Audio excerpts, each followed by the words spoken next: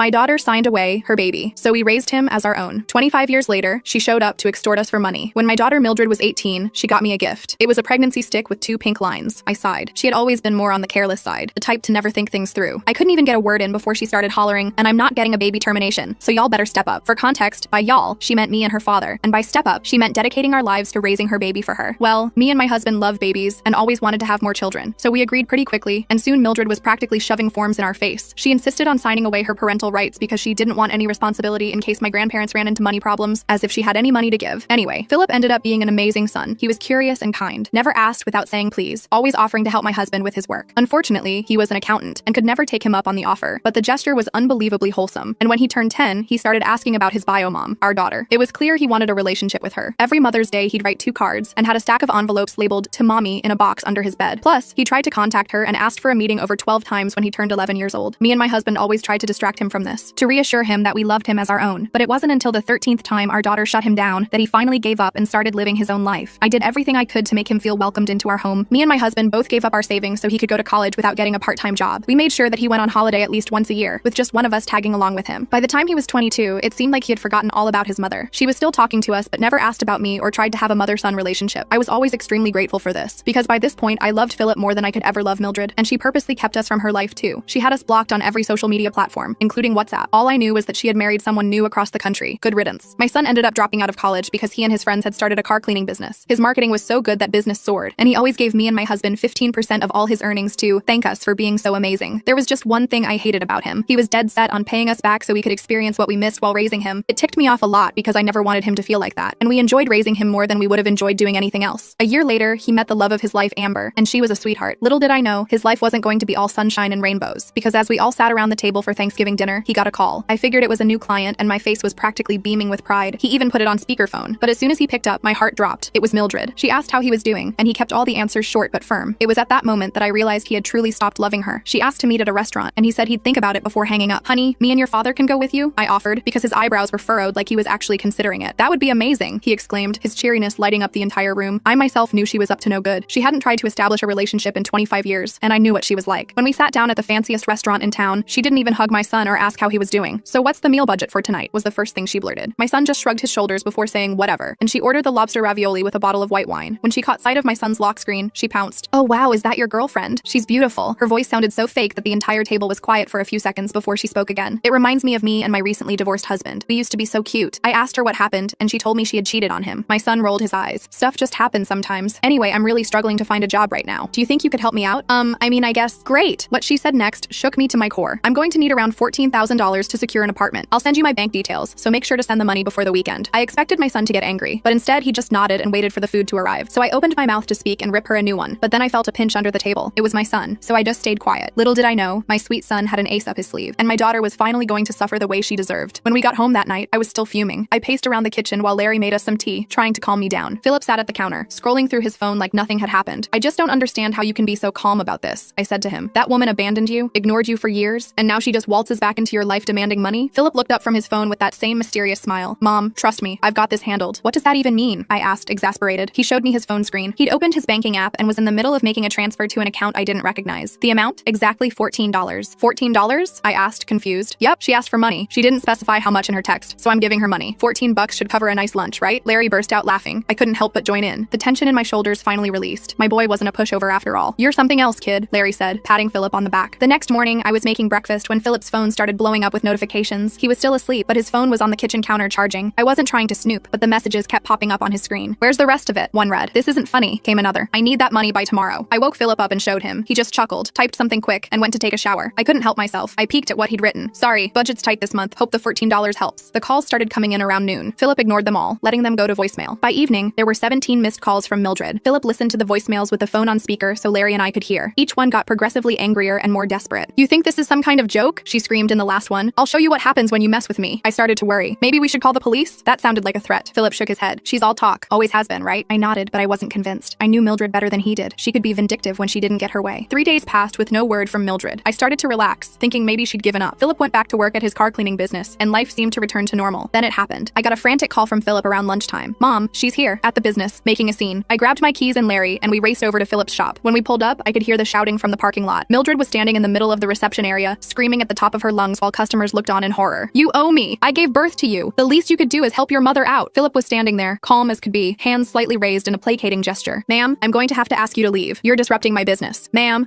I'm your mother, you ungrateful little poop. I stepped forward, ready to intervene, but Larry held me back. Let him handle it, he whispered, and handle it he did. Philip walked over to Mildred, still completely composed, and spoke in a quiet, firm voice. You need to leave now, or I'll call the police. Go ahead, call them. I'll tell them how you promised me money and then went back on your word. I saw Philip's assistant Ralph discreetly picking up the phone. Good boy. Philip gently took Mildred's elbow and started guiding her toward the door. I never promised you $14,000. I said I would help you out, and I sent you what I could afford. Now please leave before you embarrass yourself further. What happened next shocked me. Mildred reached into her purse, pulled out her phone, and shoved it in Philip's face. See this? I've been recording this whole thing, and I've got the text where you agreed to help me. I'm going to post this online and show everyone what kind of son abandons his mother in her time of need. I later found out she'd only started recording halfway through the confrontation, after she'd already been screaming and causing a scene, but the damage was done. She stormed out, nearly knocking over a display of car air fresheners on her way. Philip spent the next hour apologizing to customers and offering discounts on their next visit. 3 people canceled their appointments on the spot. I could see the worry on his face, though he tried to hide it. That night, as we sat around our kitchen table trying to figure out what to do next, Philip's phone dinged with a notification. It was a link from Amber. Mildred had posted the video on Facebook, edited to make it look like Philip was coldly turning away his desperate mother. She'd added a long caption about how her son, who ran a successful business, refused to help her avoid homelessness. The comments were brutal. People calling Philip heartless, saying they'd never use his services, some even threatening to leave bad reviews on his business page. This is slander, Larry said, his face red with anger. We can sue her for this. Philip shook his head. That would just drag this out longer. I have a better idea. The next day, Philip posted a video of his own. He sat in his office, looking directly at the camera, and calmly explained the situation. How Mildred had given him up at birth, how she'd rejected his attempts to connect as a child, how she'd suddenly reappeared demanding $14,000 after 25 years of no contact. He showed screenshots of their text exchanges, including her immediate jump to asking for money without even asking about his life. I don't hold any grudges, he said at the end. I wish her well, but I won't be manipulated or bullied, and I won't let false accusations damage the business I've built through hard work and honest service. The response was overwhelming. Comments flooded in supporting Philip. Customers posted about their positive experiences with his business. The tide of public opinion turned quickly, but Mildred wasn't done. A week later, Philip got a call from the local police department. Someone had filed a report accusing him of theft. According to the report, Philip had verbally agreed to loan Mildred money and then refused to follow through, which the complainant was trying to classify as theft by deception. The officer who called sounded skeptical about the whole thing, but said they had to investigate any formal complaint. Philip had to go down to the station to give a statement. I went with him for moral support, and I've never been prouder of how he handled himself. He calmly explained the situation, showed them the text messages, and even pulled up the bank transfer of $14 he'd sent her. The officer actually chuckled at that. So you did send her money, just not as much as she wanted? Yes, sir, Philip replied. I never specified an amount in our texts. She asked for help, and I helped as much as I felt comfortable with. The investigation was closed pretty quickly after that. The officer told us off the record that these kinds of disputes weren't really police matters anyway. They were civil issues at best. I thought that would be the end of it. I was wrong. Mildred must have realized she couldn't get to Philip directly, so she changed tactics. She showed up at our house one afternoon when Philip wasn't there, just me and Larry. I almost didn't recognize her standing on our porch. She looked terrible. Hair unwashed, clothes rumpled, eyes red from crying or drinking or both. Can I come in? She asked, her voice small and pitiful. Please, Mom, I just want to talk. Against my better judgment, I let her in. Larry was in his study working, and I called him down. His face hardened when he saw Mildred sitting at our kitchen table. What do you want now? He asked. She burst into tears, big dramatic sobs that shook her whole body. I've made such a mess of everything, she wailed. I just needed help, and I didn't know how to ask properly. I handed her a tissue, keeping my distance emotionally. I'd seen this performance before. Why did you file a police report against Philip? I asked. She wiped her eyes. I was desperate. I really am about to be homeless. My ex-husband is cutting me off completely, and I have nowhere to go. So you thought the solution was to try to get your son arrested? Larry's voice was ice cold. I wasn't trying to get him arrested. I just wanted someone to make him help me. She turned to Larry, her eyes suddenly calculating. Dad, you understand, don't you? You always understood me better than Mom did. I saw something flicker in Larry's eyes. Doubt? Sympathy? Whatever it was. It worried me. He has the money, she continued. His business is doing so well. What's $14,000 to him? It's nothing, but it would save my life. Mildred, I said firmly, Philip doesn't owe you anything. You signed away your parental rights. You rejected him when he reached out to you. You can't just show up 25 years later demanding money. But he's my son, she cried. No, I said, standing up. He's our son. We raised him. We loved him. We were there for every skinned knee, every school play, every heartbreak. Where were you? She turned to Larry again. Dad, please, talk to him for me. He'll listen to you. To my horror, Larry hesitated. Maybe we could help you out a little. Not the full amount, but something to get you on your feet. I couldn't believe what I was hearing. Larry, no, she's manipulating you. She's still our daughter, Margaret, he said, using my full name like he always did when we disagreed about something serious. And what about Philip? What message does that send to him? Mildred saw her opening and pounced. Philip doesn't need to know. It could just be between us. A family helping family. I was about to argue further when we heard the front door open. Philip was home early. He stopped dead in his tracks when he saw Mildred at our kitchen table. His face went completely blank, that same neutral expression he'd had at the restaurant. What's going on here? He asked quietly. Your mother came to apologize, Larry said quickly. Mildred nodded eagerly. Yes, I feel terrible about everything. I was hoping we could start fresh. Philip looked at me. I couldn't hide my skepticism, and he picked up on it immediately. Is that really why you're here? He asked Mildred. She nodded again, eyes wide and innocent. Of course. What other reason would I have? To try to get money from my parents since you couldn't get it from me. Her face changed so fast it was almost comical. The tears dried up instantly, replaced by a cold glare. Well, what did you expect? You're living the high life while I'm suffering. Someone in this family needs to step up. Philip just shook his head. I think you should leave now. Not until I get what I came for, she snapped. And what exactly did you come for, Mildred? He asked, his voice dangerously calm. She looked at Larry. Dad was just about to help me out, weren't you, Dad? Larry looked uncomfortable. I said we might be able to help a little. Philip's face fell. I could see the hurt in his eyes, the feeling of betrayal. It broke my heart. Dad, she's using you, Philip said quietly, just like she's trying to use me. Larry looked torn. I put my hand on his arm. Listen to him, Larry. He's right. Mildred stood up, her chair scraping loudly against the floor. Fine, be that way. All of you. I'll figure it out myself, like I always have to. She stormed out, slamming the door behind her. The silence that followed was deafening. Philip wouldn't look at Larry. Larry stared at the floor, ashamed. I'm sorry, son, he finally said. I don't know what came over me. She's always been able to wrap you around her finger, Philip replied, his voice flat. Even after everything she's done. He turned and walked out of the kitchen. I heard his car start a few minutes later. He didn't come home that night. The next few days were tense. Philip was distant, focusing on damage control for his business. The video Mildred had posted had caused some problems, even though Philip's response had helped. A few negative reviews had appeared online, clearly fake but harmful nonetheless. Larry was beating himself up for almost falling for Mildred's manipulation. I tried to reassure him, but the truth was, I was disappointed too. After all these years, he should have known better. Philip finally came over for dinner about a week later. He seemed preoccupied, checking his phone constantly. Everything okay? I asked as we cleared the dishes. Yeah, just waiting for a call, he said vaguely. The call came just as we were having dessert. Philip excused himself to take it in the living room. When he came back, he was smiling that calculating smile again. That was Amber, he said. Everything's set for tomorrow night. What's tomorrow night? Larry asked. I've invited Mildred to dinner, a peace offering. I nearly dropped my fork. You what? After everything she's done? He nodded. I think it's time we resolve this situation once and for all. I'd like you both to come too. Philip, I don't think that's a good idea. I started. Please, Mom, trust me on this. I know what I'm doing. There was something in his eyes that made me believe him, so against my better judgment, I agreed. Larry did too, though he looked as uncertain as I felt. The restaurant Philip chose was even fancier than the last one, a place where a meal for four could easily run $500 or more. When we arrived, Mildred was already there, looking much better than she had at our house. Her hair was done, she wore a new-looking dress, and her nails were freshly manicured. So much for being broke, I thought. Philip greeted her with a hug, which surprised me. She looked surprised too, but quickly recovered, playing the role of the delighted mother reunited with her son. I'm so glad you called, she gushed. I've been feeling terrible about how things went. Water under the bridge, Philip said smoothly. Let's just enjoy dinner, shall we? The meal started pleasantly enough. Philip asked Mildred questions about her life, seeming genuinely interested in her answers. She soaked up the attention, talking nonstop about herself. I noticed Philip kept refilling her wine glass. By the time the main course arrived, she was on her fourth glass and getting loose-lipped. So, Mildred, Philip said casually, tell me more about this apartment you need money for. She launched into a detailed description of a luxury condo with ocean views. It's absolutely perfect, she sighed, but the deposit is killer. And you don't have any savings from your marriage or previous jobs? She waved her hand dismissively. Oh, I've never been good with money. And Richard, my ex, he's being such a jerk about the divorce settlement. That must be tough, Philip said sympathetically. So what's your plan if you can't get the money from family? She took another big sip of wine. Oh, I'll figure something out. I always do. She leaned in conspiratorially. Between you and me, I've got a few tricks up my sleeve. Like what? Philip prompted. She giggled. Well, that police report was just the beginning. If that didn't work, I was thinking of calling some of your big clients, telling them some sob stories about how you mistreat your poor mother. I gasped. Larry's hand tightened around his fork. Philip just nodded calmly. That's an interesting strategy. So the whole thing about being homeless was just a lie to get money from me? She shrugged. Not entirely. I do need a place to stay, but maybe not as desperately as I made it sound. She laughed. You should have seen your dad's face when I cried at your house. He was ready to write me a check on the spot. So you admit you were manipulating us? Philip asked, his voice still casual. Oh, come on. It's not manipulation. It's just knowing which buttons to push. She winked at him. You're my son. You should want to help me. Even though you abandoned me and rejected me when I tried to reach out to you as a kid, her face hardened slightly. That was different. I wasn't ready to be a mother then. And now you're ready to be a mother when you need money? She rolled her eyes. Don't be so dramatic. This is how family works. You help each other out. By lying and filing false police reports? She leaned back in her chair. Look, I did what I had to do, and I'd do it again if I needed to. That's just who I am. Philip smiled and reached into his pocket. He pulled out his phone and tapped the screen a few times. Thanks for clarifying that, Mildred. I just wanted to make sure I understood exactly where we stand. Her eyes narrowed. What do you mean? He turned his phone around to show her the screen. It was a recording app, and it had been running the entire time. The color drained from her face. You recorded me? Yep, every word, including your admission that you lied about needing money to avoid homelessness, that you filed a false police report, and that you were planning to contact my clients with more lies if that didn't work. You can't do that. That's illegal, she sputtered. Actually, in this state, only one party needs to consent to a recording. That would be me. He pocketed his phone. I think we're done here. Mildred looked around wildly, as if searching for an escape route. You wouldn't really use that against me, would you? I'm your mother. No, Philip said firmly. Margaret is my mother. Larry is my father. You're just someone who gave birth to me and then decided I wasn't worth your time until you wanted something from me. He stood up, dropping several $100 bills on the table. Dinner's on me. Enjoy the rest of your meal if you want. We're leaving. As we walked out, I heard Mildred call after us, her voice desperate now. Philip, wait! I'm sorry. We can work this out. But Philip didn't look back. None of us did. In the parking lot, I hugged my son tight. I'm so proud of you, I whispered. Thanks, Mom, he said. But it's not over yet. What do you mean? Larry asked. Philip checked his watch. By now, Amber has uploaded the full audio recording to my social media accounts, along with a statement explaining the situation. The truth is finally out there for everyone to hear. I checked my phone. Sure enough, there it was. A post from Philip's business account with the recording and a simple, straightforward explanation of the events of the past few weeks. You planned all this? I asked, amazed. He nodded. I knew she wouldn't be able to resist bragging about her schemes if she thought she was winning. People like Mildred always want credit for how clever they think they are. We drove home in silence, each lost in our own thoughts. I kept thinking about how Philip had handled the whole situation, with dignity, intelligence, and a level head. He'd outmaneuvered Mildred at every turn without stooping to her level. The fallout was swift and severe. By the next morning, Mildred's social media accounts were flooded with negative comments. People who had initially sympathized with her were now calling her out for her manipulation and lies. The few friends who had stood stood by her quickly distanced themselves. I almost felt sorry for her. Almost. Then came the final confrontation. 3 days after the dinner, Mildred showed up at Philip's business again. This time she wasn't shouting. She looked defeated, broken. I was there helping with some paperwork when she walked in. Philip saw her and sighed. "What now, Mildred?" he asked wearily. "You've ruined me," she said, her voice barely above a whisper. "My friends won't talk to me. I can't get a job because that recording is everywhere. I really am going to be homeless now." Philip looked at her for a long moment. "That's not my problem," he finally said. She took a step toward him, her face twisting with anger. "How can you be so cold? I gave you life, and then you threw me away," he replied calmly. "You made your choices, Mildred. Now you're facing the consequences." She lunged forward suddenly, her hand raised as if to slap him. I jumped up, ready to intervene, but Philip caught her wrist midair. "Don't," he said quietly. "Just don't." The fight seemed to drain out of her all at once. She sagged, tears streaming down her face. "What am I supposed to do now?" she whispered. For a moment, I saw a flicker of compassion in Philip's eyes. Despite everything, part of him still cared about the woman who had given birth to him. "Get help," he said gently. "Real help, for whatever issues make you treat people this way. And then maybe, someday, we can try to have some kind of relationship, but not like this. Never like this." He released her wrist and stepped back. "I'm not giving you money. I'm not letting you manipulate me or my parents anymore. This ends now." She stared at him for a long moment, then turned and walked out without another word. As the door closed behind her, Philip let out a long breath. I went to him and put my arm around his shoulders. "Are you okay?" I asked. He nodded slowly. "Yeah, I think I finally am." I didn't see Mildred for almost 2 weeks after that confrontation at Philip's shop. I kept expecting her to pop up again with some new scheme, but there was nothing, just silence. I was starting to think maybe she'd finally gotten the message and moved on. Then one morning, I was checking my email and saw something that made my stomach drop. It was from Mildred, sent to me, Larry, and Philip. The subject line just said, "Goodbye." I opened it with shaking hands. It was short, just a few lines about how she couldn't handle the public humiliation anymore and was going to end it all. Classic Mildred, always with the drama. But what if she was serious this time? I called Philip immediately. "Did you see the email?" I asked as soon as he picked up. "Yeah, I saw it," he sighed. "Don't worry, Mom. She's not going to hurt herself." "How can you be so sure?" I was already grabbing my car keys, ready to drive to her last known address, because I just got a notification that she posted on Instagram 10 minutes ago, a selfie at some coffee shop with the caption, "New beginnings." I collapsed back into my chair, relief washing over me. So it's just another manipulation tactic. Exactly. She's hoping we'll panic and reach out, maybe offer money to help her get back on her feet after her darkest moment. I had to admit, he had her number. "What should we do?" "Nothing," he said firmly. "Absolutely nothing." And that's what we did. None of us responded to the email. Philip blocked her on all his social media and changed his phone number. Larry and I did the same. It felt harsh, but necessary. Like cutting out a cancer before it could spread further. Life started getting back to normal. Philip's business recovered from the temporary hit to its reputation. In fact, the whole drama had actually brought him some new customers who admired how he'd handled the situation. People love a good redemption story, I guess. About a month after the sewers light email, I was at the grocery store when my cart accidentally bumped into someone else's. I looked up to apologize and found myself face to face with Richard, Mildred's ex-husband. "Margaret," he said, looking surprised. "Is that you?" I hadn't seen Richard in years, not since before the divorce. He looked older, of course, but good, healthy, happy. "Richard, hi," I said, not sure what else to say. "What's the proper etiquette when you run into your estranged daughter's ex-husband?" He saved me from having to figure it out. "I heard about what happened with Mildred and Philip. I'm really sorry." I shrugged. "It's not your fault." "No, but," he hesitated. "I feel like I should have warned you." When she started talking about reconnecting with Philip, I knew she was up to something. She'd just maxed out all her credit cards and was looking for a new source of cash. "So she really was broke?" I asked. He nodded. "Oh yeah, but not because I cut her off like she claimed. The divorce settlement was more than fair. She just blows through money like water." We ended up getting coffee after finishing our shopping. Richard filled me in on a lot of things I hadn't known. How Mildred had cheated on him multiple times. How she'd emptied their joint savings account before telling him she wanted a divorce. How she'd tried to turn their friends against him with lies about abuse. "It's like she can't help herself," he said, stirring his coffee absently. "She sees people as resources to be used, not as human beings." I thought about all the times I'd made excuses for Mildred's behavior when she was growing up. The stolen money from my purse that I convinced myself I'd misplaced. The lies about where she was going that I pretended to believe because the truth was too painful. The way I'd let her manipulate Larry over and over. I enabled her, I admitted, for years. Richard reached across the table and patted my hand. We all did, in our own ways. But Philip didn't. "That kid of yours has a strong backbone." I smiled, pride swelling in my chest. "Yes, he does." When I got home, I told Larry about running into Richard. He says Mildred's moved to Arizona, started fresh with a new group of people who don't know her history. Larry just nodded, looking tired. The whole ordeal had aged him. He'd taken it harder than me in some ways, especially after almost falling for her manipulation that day at our house. Good, maybe she'll stay there. But of course, that wasn't the end of it. Nothing ever is with Mildred. 3 months later, Philip and Amber got engaged. They decided to have a small party at their house to celebrate, just family and close friends. About 20 people total. I was in the kitchen helping Amber set up the food when the doorbell rang. I heard Philip answer it, then silence. Too much silence. I peeked around the corner and felt my heart sink. Mildred was standing in the doorway, holding a gift bag and smiling like she'd been invited. "Surprise," she said, trying to push past Philip into the house. "I heard my baby boy is getting married." Philip blocked her entry. "How did you find out about this? How did you even know where I live?" She waved her hand dismissively. "Oh, I have my ways. Aren't you going to invite me in? I brought champagne." I stepped forward, ready to back Philip up, but he gave me a look that said he had this handled. "Mildred," he said calmly, "you weren't invited." Her smile faltered. "But I'm your mother. Of course I should be at your engagement party." "No, you're not invited," he repeated. "And you're not welcome here." Her face darkened. "Is this because of that little misunderstanding we had? I thought we were past that." "It wasn't a misunderstanding. You tried to extort money from me, filed a false police report against me, and threatened to destroy my business. Then you sent a fake sewer slide threat when that didn't work." She had the audacity to look offended. I was in a bad place. You could show a little compassion. By this point, other guests had noticed the commotion. They were watching curiously from inside. I saw Amber coming up behind Philip, her face concerned. "What's going on?" she asked. "Nothing," Philip said, not taking his eyes off Mildred. She was just leaving. Mildred's gaze shifted to Amber, and I saw something ugly flash in her eyes. "So you're You're the one who's taking my son away from me. Amber blinked in surprise. Excuse me? He was going to help me until you turned him against me, Mildred hissed. You think you're so perfect with your pretty face and that's enough. Philip cut her off, his voice hard. You need to leave, now, or I'm calling the police. She looked around, seeming to realize for the first time that she had an audience. People were watching her with expressions ranging from confusion to disgust. She was losing, and she knew it. Fine, she snapped, shoving the gift bag at Philip. I just wanted to give you this, to show there are no hard feelings. Philip took the bag cautiously. He peeked inside, then closed it quickly. His face went pale. Get out, he said, his voice shaking slightly. And don't ever contact me or my family again. She smirked, thinking she'd scored a point. Enjoy your party, she said sweetly, then turned and walked back to her car. As soon as she drove away, I rushed to Philip. What was in the bag? He handed it to me wordlessly. I looked inside and felt sick. It was a baby onesie with grandma's favorite printed on it, and a note that said, when you have kids, I'll be part of their lives whether you like it or not. The party mood was dampened after that. Philip tried to put on a brave face, but I could tell he was rattled. The idea of Mildred trying to worm her way into his future children's lives clearly disturbed him. Later that night, after most of the guests had left, Philip, Amber, Larry, and I sat in their living room trying to figure out what to do. We could get a restraining order, Larry suggested. On what grounds? Philip asked. She hasn't technically threatened us. That onesie felt pretty threatening to me, Amber said quietly. She'd been unusually silent all evening. I reached over and squeezed her hand. We won't let her anywhere near your future children, honey. I promise. Philip ran his hands through his hair in frustration. I thought I'd handled this. I thought she'd finally gotten the message. People like Mildred don't change, I said sadly. They just find new angles. We didn't come up with any concrete solutions that night, but we agreed to be vigilant. Philip installed security cameras at their house the next day, just in case. Weeks passed with no sign of Mildred. The wedding plans progressed. Amber found a beautiful dress. They booked a venue for the following spring. Life went on. Then one evening, I got a call from a number I didn't recognize. Against my better judgment, I answered it. Hello, is this Margaret? A woman's voice asked. Yes, who's this? My name is Janice. I'm